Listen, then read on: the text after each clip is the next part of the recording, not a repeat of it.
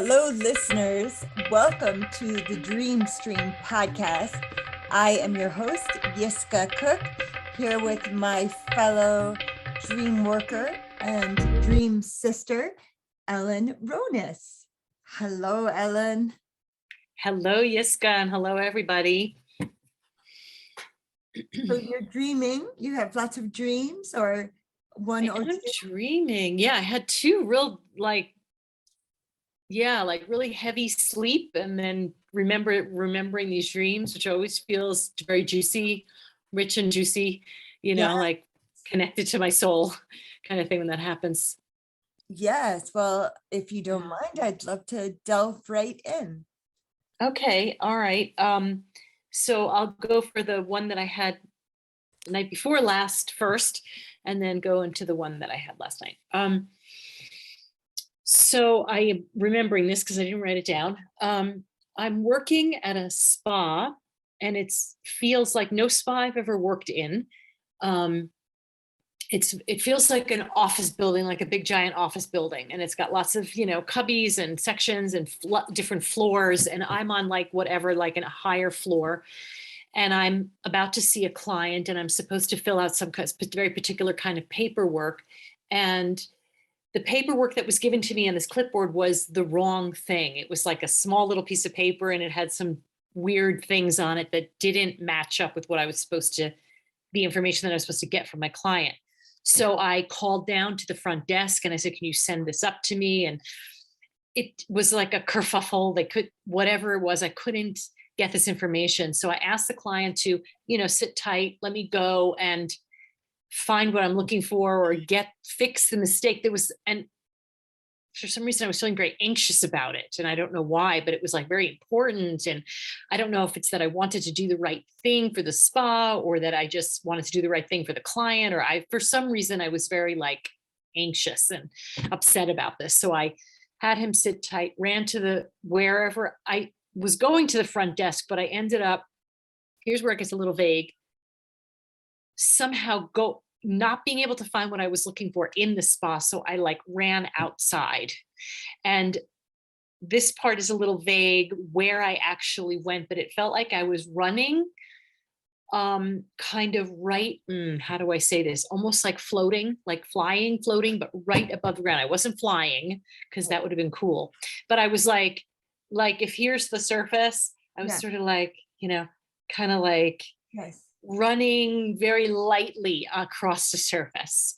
And I was going really fast, and I was looking for this paperwork or whatever it was that I was looking for. And I was very aware that the client was waiting for me back at the spa. I had to really hurry up. So I'm racing and going through city streets. And all of a sudden I was in the desert with these big giant boulder rocks. And I was in the desert, and then there were these sort of Bedouin looking, as if I was in the Middle East. I had gone all over the world, it seemed. And there were these Bedouin men sitting, whatever they were doing. And then I kind of kept going, and I was like, God, I'm in the desert. And then all of a sudden I came to this body of water, and then I came to some land, and then the dream ended. Wow. So, wow. Do you have a title for this dream?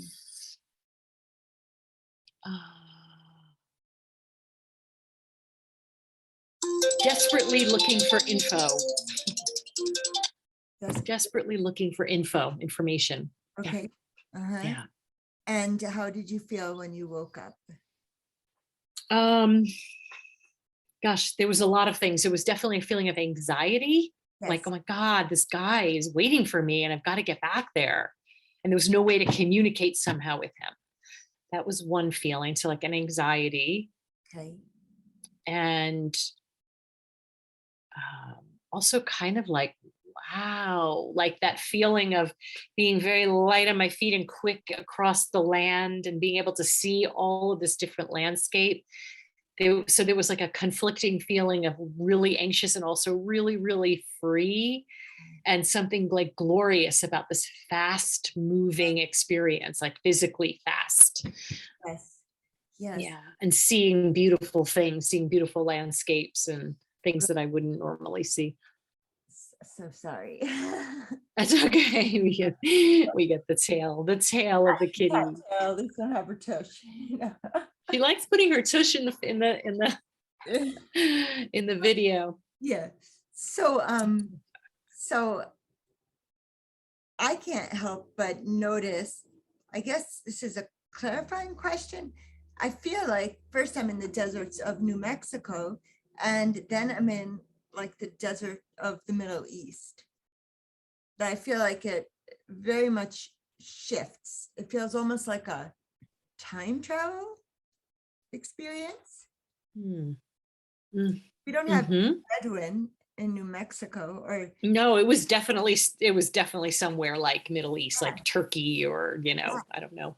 yes. Mhm. And I'm thinking Egypt or like Israel, and Yeah. and here's another clarifying question, though it may be obvious. So this client is here at the spa for a massage. Mhm. If Yes. that's what the Yes, it's, I'm sorry, I just had to respond to that. Yeah. Yes, it's in a spa, but it's kind of it feels like an office building kind of spa. Like it was very, very busy, and a lot of different offices and hallways and floors, Okay. which, yeah. Okay. And did I have to go downstairs to get to the reception area? Do I have Yeah. memory of going downstairs before I start running just about? No, not really. Not really. I just, I have the memory of calling the front desk. Yes. And it was a man at the front desk, like a kind of a heavy set man who reminded me of sort of a combination of different people that I know. I had an image of the person I was speaking with, even though it was on the phone. Yes, exactly. That's very interesting. Exactly. I didn't see him, but I had an absolute clear image of who this guy. What did he say again? What exactly did he say? Do I remember?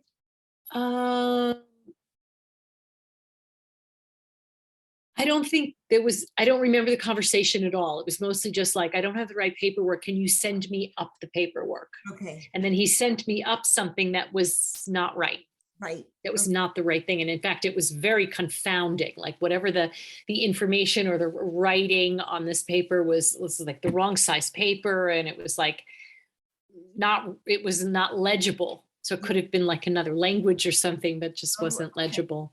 Yeah. Made no sense to me at all. I was like, no, this isn't it. I just need this form to fill out, this regular form that you fill out.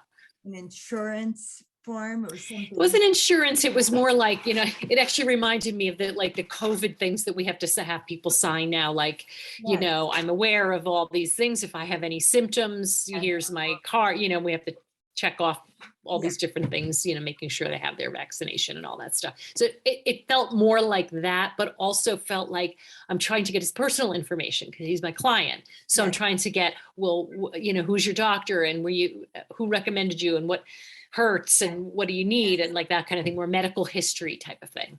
So do I ever find it in the dream? I'm running. No. I never find it. Nope, I never find it, and I never get back to him. I never get back to the office. So the anxiety, does it also feel like something incomplete? Like I never finished the task? It feels like I was concerned for this guy. He's sitting there like waiting for me. He's waiting for me, and I'm in like all this expanse of time goes by, and I'm imagining him sitting in the office waiting for me, and I never show up. So that's where the anxiety comes from. So I'm going to take a leap here and visit our Gestalt ideas of we are every person in our dream. And I'm thinking, I am my client waiting for me. And I'm wondering, what am I waiting for me to do? Am I waiting for me to do something? Now, do I have a task that I haven't yet completed that I am waiting for me to do? That's so interesting. So the first thing I thought of when you said that is this part of me that's very Capricorn, even though I'm very Gemini, for any of you out there who've heard us talk you know that, much Gemini, but I also have a lot of Capricorn energy, which is very much about structure and rules and following the rules. And, you Saturn, know, isn't that like exactly. Saturn is in the 10th house in Capricorn. So it's like all of that stuff. So, and hard work and doing the right thing and working hard. That's kind of a thing for me, like working hard. So, it's almost like I have to follow the rules, like in waking life. In that circumstance, I'd be like, oh, who cares? Put the paperwork aside, get on my table, and we'll start the work. Tell me what's going on, and you get on the table. I don't need a lot of paperwork. Okay.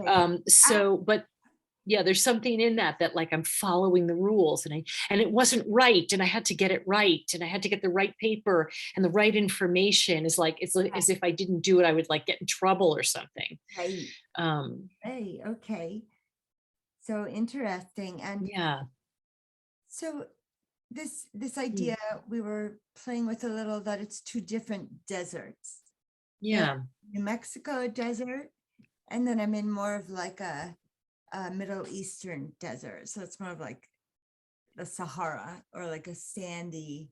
Yeah, totally. Well, and the weird thing is it was totally sandy, but it was also had these big boulders, which is very New Mexico. It is. Right. They don't have that in the Sahara. They just have sand.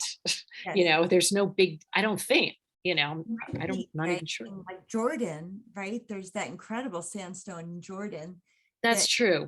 That they carved a whole city out of, right? Yes, that's right. The rose-colored city. Yes, that's right. So, it could be that, some combination of those places somehow. You want to travel. I know. It's true. I don't want to go there though, but I would.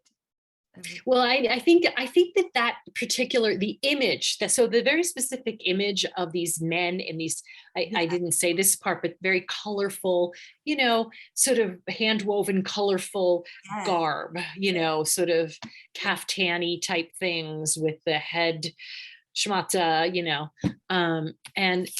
and that came, I think, also that was part of my brain processing a photograph that I saw of a friend of the family that I live with is a photographer, and she does all this incredible travel photography, like incredible stuff. And so there's an image of a photograph that I actually saw that reminded me of that scene. So I think that was partly got into my head, from waking life. Sorry, my phone's ringing. I don't know what to do. Okay, hopefully that. Turn it off. Turn the volume down. I know. I think I just did. So that's very interesting. So you said that was last night's dream, and then that was the night before. Yeah. Say that the dream. Okay. Would you say that the dream that came after is like sequential? Are they like sequential? Well, no, but there's no, not really, but it could be a connection. Okay. Is it because it had something? Yeah. Hard to say. Okay. So it's one of those things that I can't see myself, which is why we tell each other dreams, right? It's why we talk about our dreams, because we can't always see things, in a different light, where our brains will always go to what our brains normally go to, because we're on like that groove. And so it's really meaningful and useful to have somebody else hear the dream, right? Like Jeremy Taylor used to say, is the dream never has only one meaning. So, and of course that's true too. Yeah. Different perspectives. Yeah, exactly. So I could use some perspective actually on this. Yeah. So shall I go into the second dream? Yes, please. Okay. So I was going into the desert trails by my house. I'm reading this one. Okay. By my house with a straight-sided basket. So it was a basket, but it had very straight, like almost metallic. Okay. That seemed significant. I don't know that it is, but and it was this is so peculiar. it was filled with something that I was looking for or something that I was bringing to the walk. Each footstep left an animated streak of bright rainbow colors. I felt that I was in search of something I was to collect in the basket, which I already said, or I was to leave the basket in order to plant it like a seed so that I could find my creativity. Oh my goodness. Ah, Right? that's the whole dream. Yes, that's the whole Wow. dream. That was a really magical dream. Like there was, I shared this actually in my writing group because I actually continued after the dream to write about, Yes. but I didn't really write about the dream. I just riffed on something else, but kind of connected it. But somebody said, oh yeah, it's almost like you entered like a different, like almost like you're entering like a different world. Like suddenly, how Absolutely. that is, like it's black and white and all of a sudden you're in color and like Yes. a cartoon And kind of I, thing. I was thinking of it as like in a fairy tale when there's three tasks for the protagonist to accomplish. And Mhm. it does feel like that. It shifts the consciousness. So now Yeah. so if I am the dreamer and I might have, is it like possibly a bulb? That's what I'm picturing, like a bulb, a rhizome. Is it like a rooted thing that I have to plant, or is it more of a seed? No, it feels like I'm supposed to just take the whole basket and plant it. Okay. So, Oh, and yeah, and another thing that somebody pointed out that I thought was interesting was that it's like almost like I'm looking for something that I already have. It's right, like it's either, because I even say it's either something that I'm going like to gather in the basket, or it's something I already have. right. It's something that I already have, and that I'm going to put it in the earth and plant it. So, Yes. um, Oh, I love that. so So it interesting. I needs know that's just yes. so interesting to me. So that the seed needs to gestate. So and Hmm. like what is the stages of a plant, right? It gestates, it sends its roots down first, right, and then Hmm. a sprout, and Hmm. uh the fruit will be the last thing because the flower needs to come before that, and the unfurling of the leaves. Hmm. The whole process is beautiful. I wonder how we can liken that to the creative process. Yeah, yeah, I know.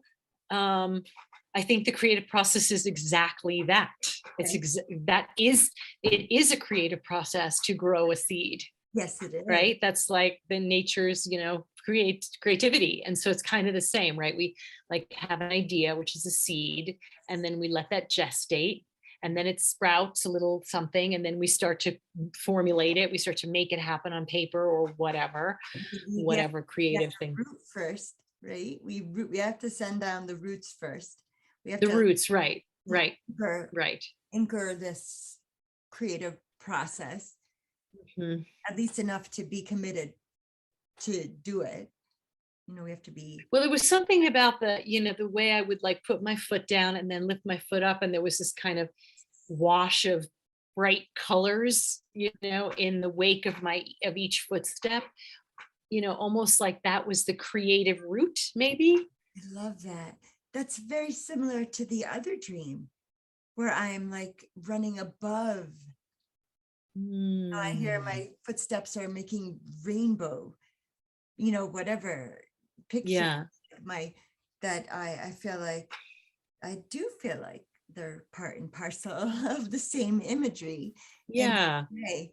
Um, they're also both in a desert, which is no biggie. I mean, you live in New Mexico, so Right, right. I live in the desert, so that makes sense. But still, yeah. I yeah, mean, right, I could be dreaming about any other place. So that is right. interesting. Um, and I think, when you first were talking about sort of gliding over the ground, I've been watching a lot of, I have a 12-year-old. We watch a lot of superhero movies, and Mhm. it's the Flash, who is like the fastest runner. in the Marvel Mhm. universe, if it is Marvel, it might be the other one, DC Comics. But he's fast. He's like he doesn't really even touch the ground. Zoop, it doesn't even look like Yeah. leaving tracks, right? Mhm. Must be, right? Or unless he's flying. Yeah. I don't know. Yeah. It just reminded me of that sort of a Mm. superhuman. And now describe again the footsteps you were leaving in the second dream. Yeah, so it was like, yeah, I was just walking, I was just doing my usual walk, which I do in waking life, most days. And but I had this basket which was straight sided, and every footstep would sort of leave this wash of bright colors.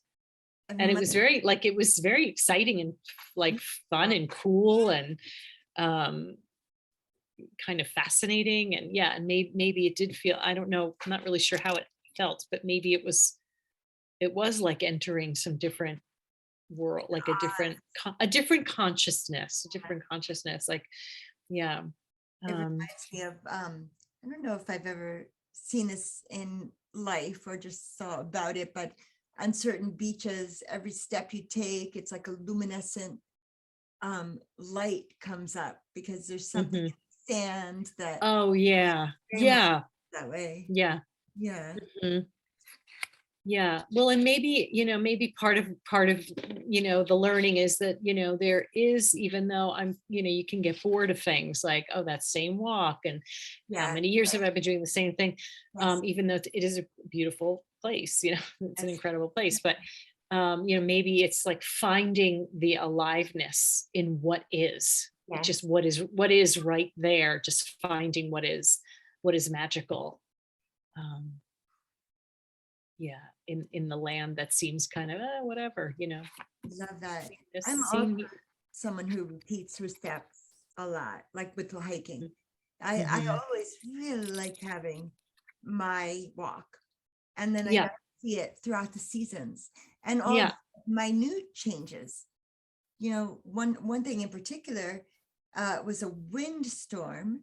And then I went on my walk in Accord, where I used to live, and one of the trees on my walk had blown down, and I noticed it was sitting on like the edge of a cliff, kind of on the edge. So it was still rooted down into the cliff, but the tree was horizontal.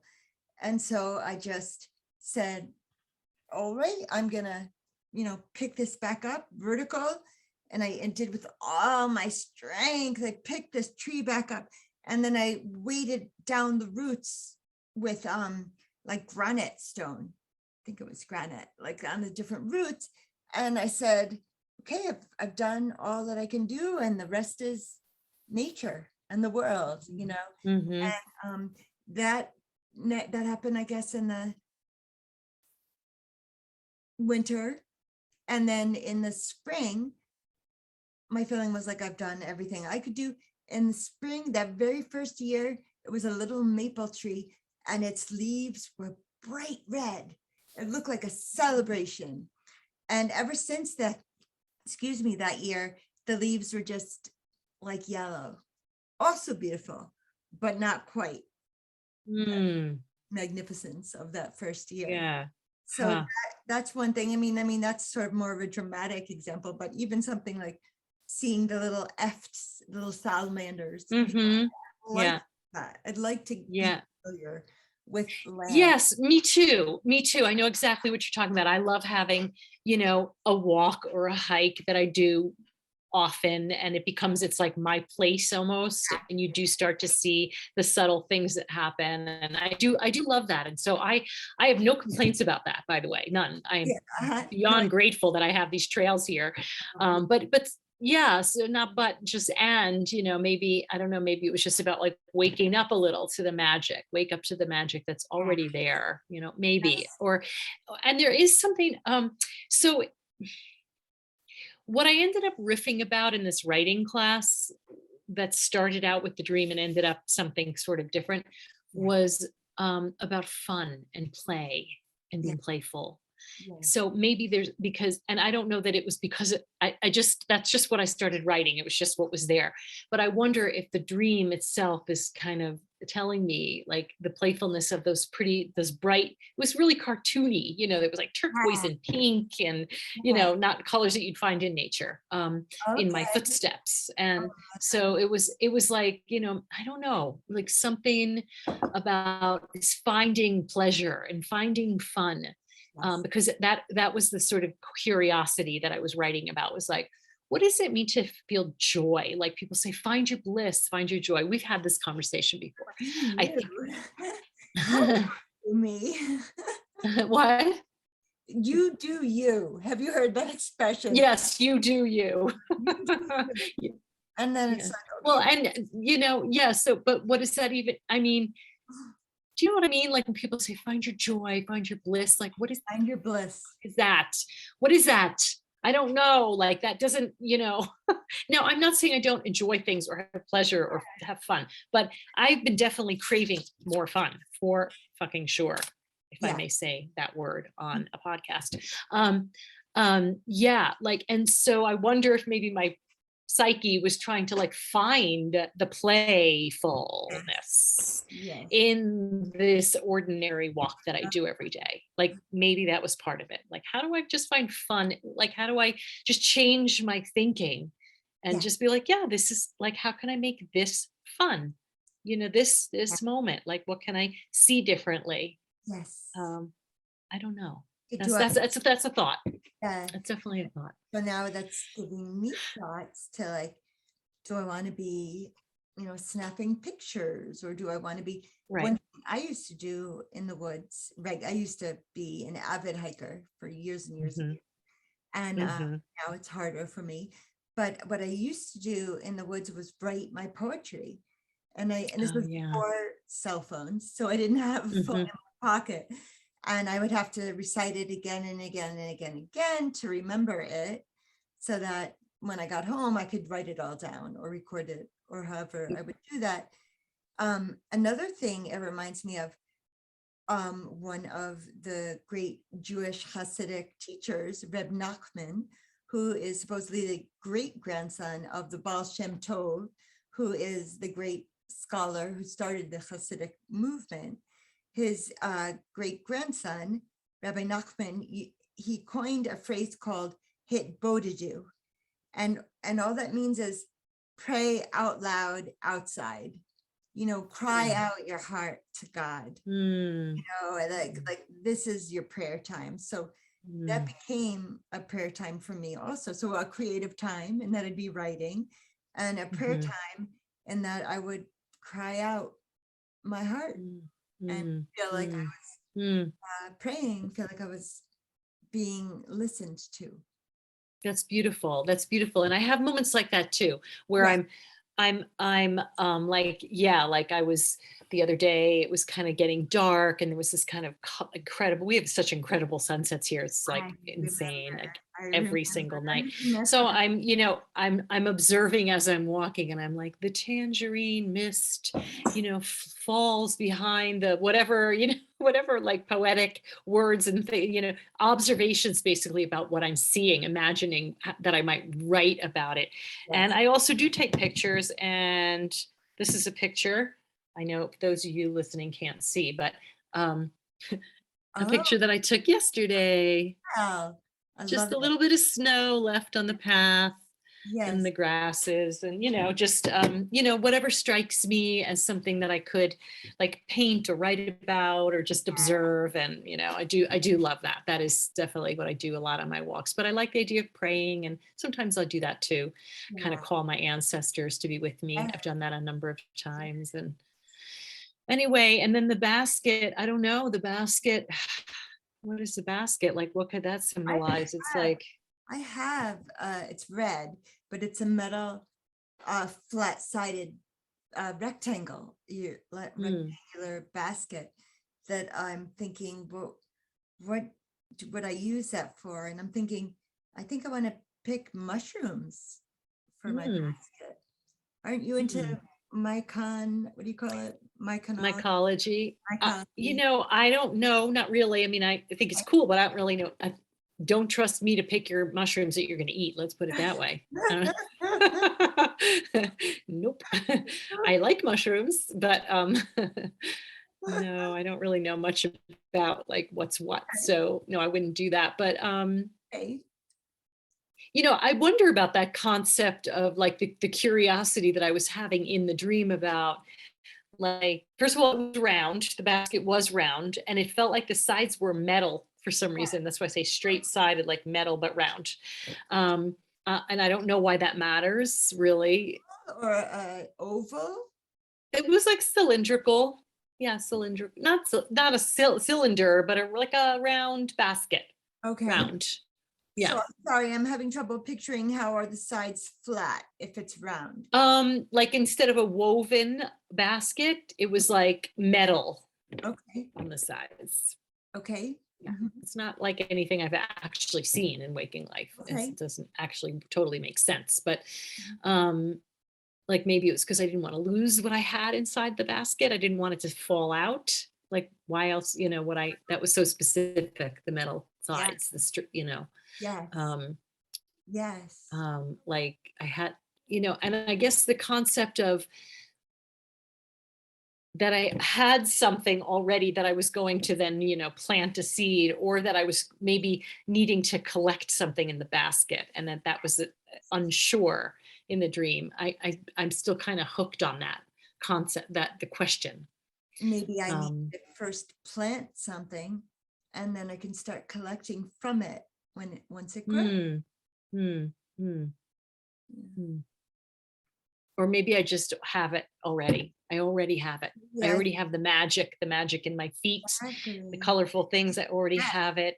Yes. And I've got this thing and I already have it. And my go-to way of thinking would be, I need more. I need to find the information. I need the facts. I need to know what to do. So I'm looking for something to put in the basket. But the truth is I've already got it. Yeah. And I even questioned that in the dream. Perhaps there's what I have here.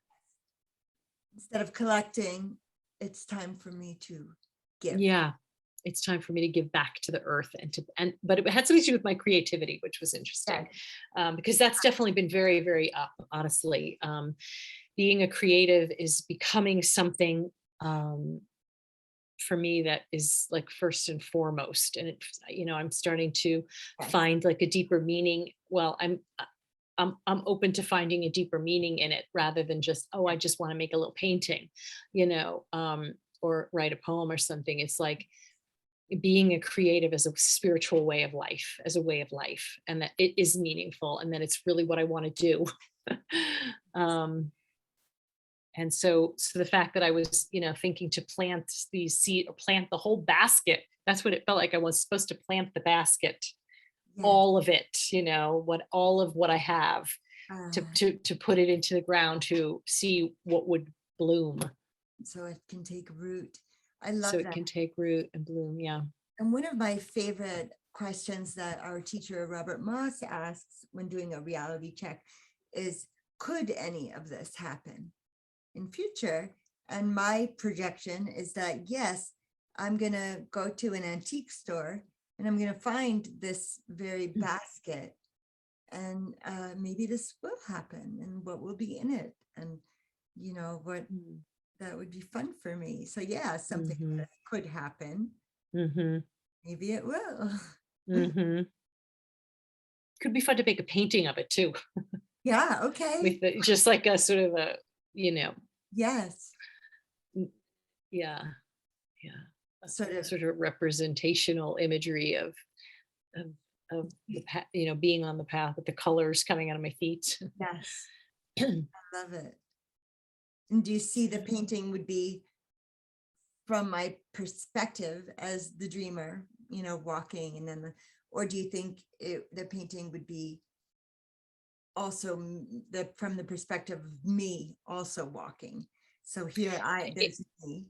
Yeah, that's a great question. It feels like it's the perspective of me, the observer. Yes. Watching me, the person on the journey. The actor. Yes. Yeah. Yeah. Yeah, like standing over here watching, just, yeah. That could be a something to do from this dream. Robert Moss Mhm. also asks us, how can we honor this dream? Yeah, yeah. I like the idea of, I certainly want to write more about it. I would like to write more about it. Like, what is the basket? Just what could this be? What Right. is it that I have already? What do I have already? Um, is there something I'm looking to collect? Like just to cut, yeah. I feel Yeah, like I want to know more about that. I love it. Yeah. Yes. So those are wonderful dreams. I mean, magic. Yeah. I think I've told you about a very important teacher of mine who I lived with in New Mexico when I had lived in New Mexico, has a book called The Magic in the Ordinary. And it's Hmm. sort of Jewish wisdom overlaid with shamanism, but Hmm. saying how similar. I mean, Judaism is an ancient religion, as is Hmm. shamanic tradition ancient. And it's a wonderful book. So, and the author is Gershon Winkler. So I very much recommend that. The Magic in the Ordinary.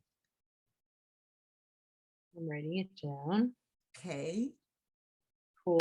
Look into that. Thank you for Yeah. sharing these wonderful images.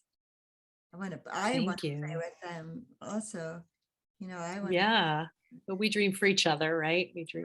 We We do. dream. We're yeah, I always have the feeling in the dream world, it's just another time. It's just like another, I don't know, what would I say?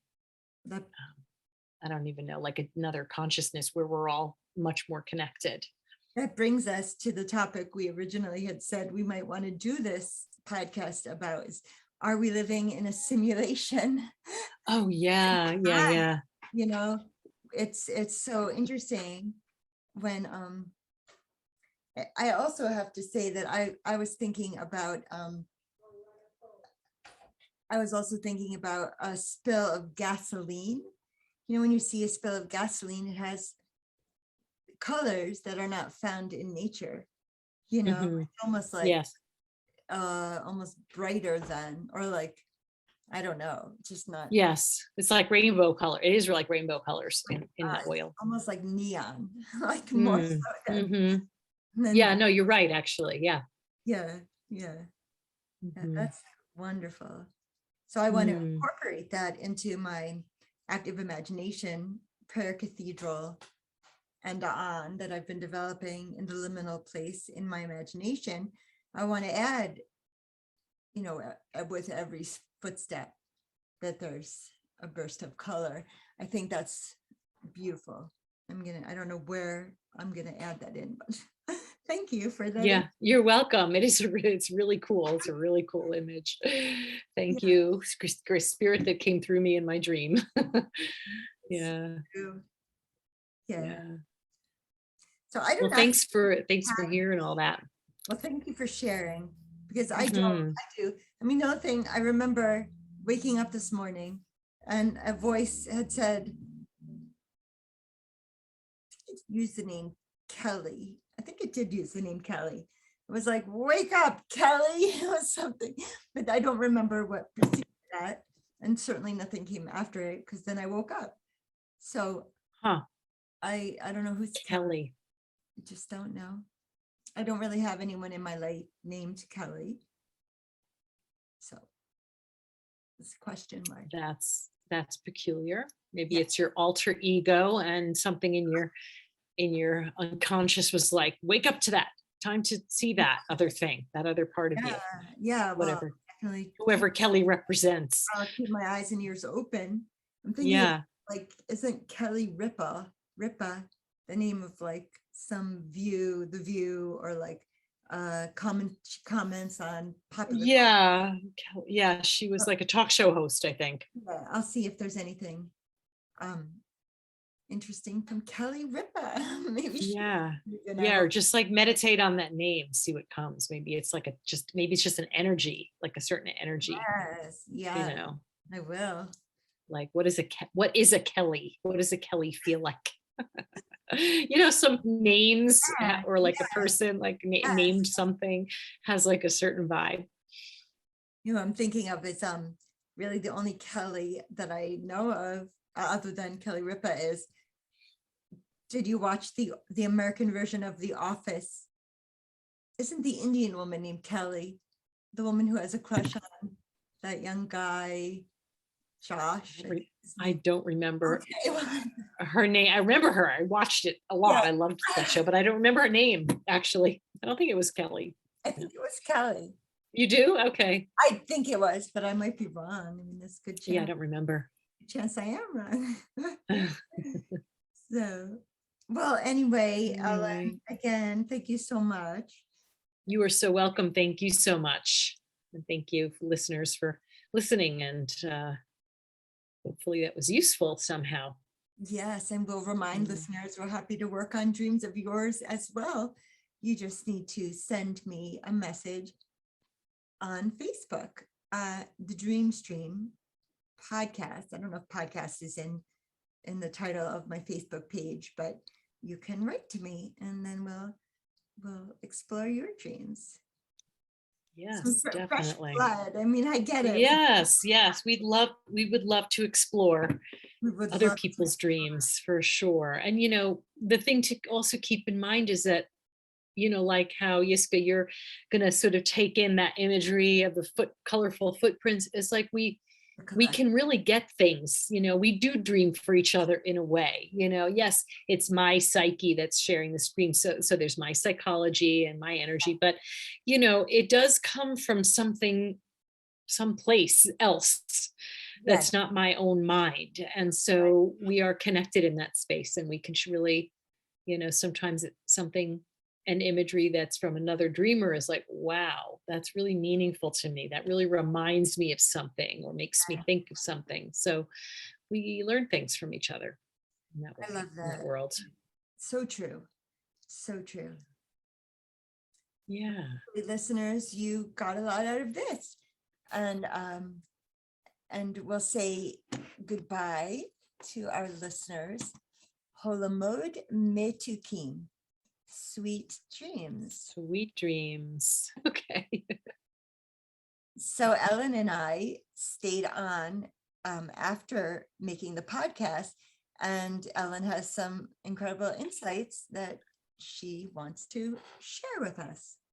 Yeah, thanks. Yeah, I thought it was important to recognize the real connection between these two dreams. And it kind of came to me in our chat as an aha, like in the first dream, when I was looking for this information, this sort of form that I was supposed to fill out for this guy with the massage form or whatever, and I couldn't find it. And I kept thinking that I needed this information. I need this information. And the truth is, I really didn't need the information. In order for me to do my work, I really didn't need any new information. And in the second dream, it was like the next level. Not only did I not need it, but I already had it in the basket. So I feel like that was a really interesting connection. Yes. Sorry about to lose battery power. And that felt important, I think, to say. It felt important for me in my own process to hear that, but also the way dreams can connect, even though they really don't seem connected. I know. But the more you explore it, the more you can find the connection, and that makes more meaning, I think, for each of us as individuals when we're exploring our own dreams.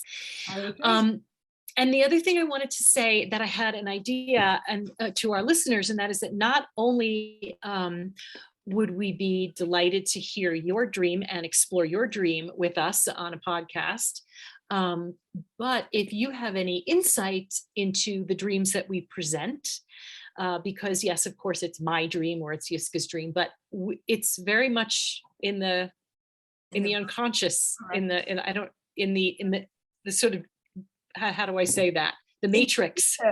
It's in the ether. Yeah.